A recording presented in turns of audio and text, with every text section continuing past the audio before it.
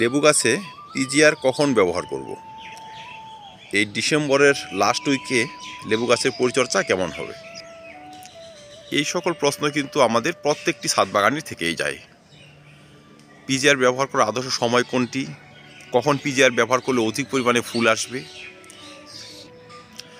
দর্শক, এই সকল প্রশ্ন নিয়ে কিন্তু আমাদের তাড়াহুড়া থাকে সব থেকে বেশি।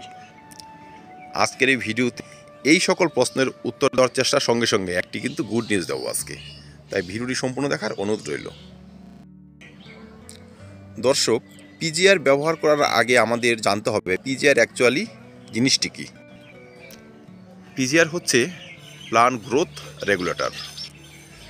পিজিআর এক ধরনের কৃত্রিম হরমোন।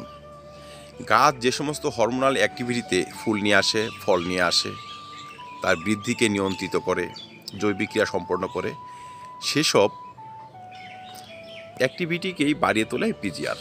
তাই আমরা অনেক সময় পিজিআরের উপর খুব নির্ভরশীল হয়ে পড়ি, আর ঠিক তখনই তাড়াহুড়া করে পিজিআর ব্যবহার করা শুরু করে দিই। দর্শক, পিজিআর যেহেতু গাছে ফুল নিয়ে আসে, গাছের বৃদ্ধিতে নিয়ন্ত্রণ করে, তাই পিজিআর এমন একটি সময় ব্যবহার করতে হবে যখন গাছের বৃদ্ধি বা ফুল আসার সময় প্রায় হয়ে আসবে। ডিসেম্বর মাস পুরোপুরি ডরমেন্সি সময়। এই সময় কিন্তু গাছ পুরো ডরমেন্সি থাকে। এই সময় তো গাছের বৃদ্ধি হওয়ার সময় নয়, ফুল আসারও সময় নয়। এখন যদি পিজিআর ব্যবহার করে দিই, সেক্ষেত্রে কিন্তু ভুলই হবে, আদৌ ভালো হবে না। ঘুমন্ত অবস্থা থেকে গাছকে জাগিয়ে তোলা মোটেই বুদ্ধিমানের কাজ হবে না। তাই সোজা কথায় পিজিআর ব্যবহার করতে হবে জানুয়ারি মাসের মাঝামাঝি বা ফার্স্ট উইক পার হয়ে গেলে।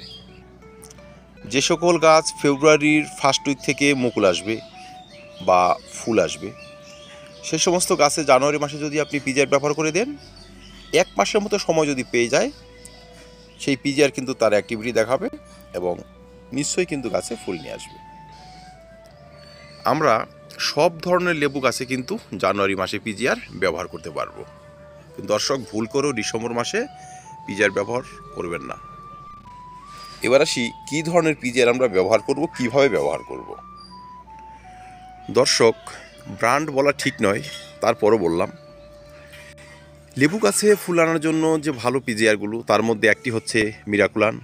1 লিটার জলে 1.5 ml ব্যবহার করতেই পারেন 15 দিনের বা 10 দিনের ব্যবধানে 3 বার।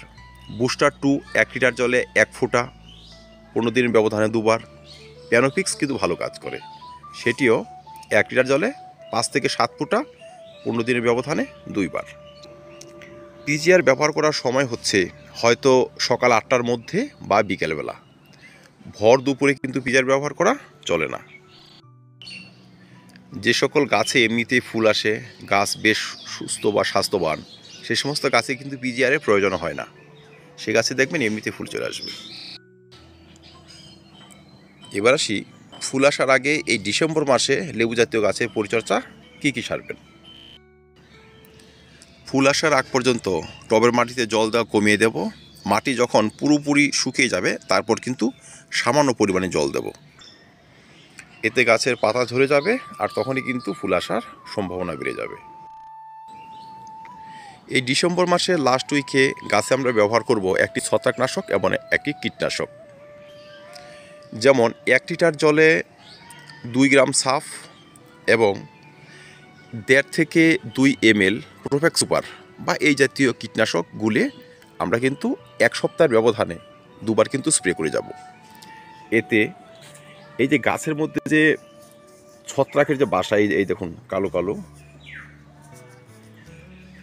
টুটিমল যা কিছু রয়েছে, এবং কিছু পোকার ঝোঁকা যেগুলো গাছের পাতার অপোজিটে বাসা করে থাকে, সেসব কিন্তু গাছ থেকে বিদায় নেবে।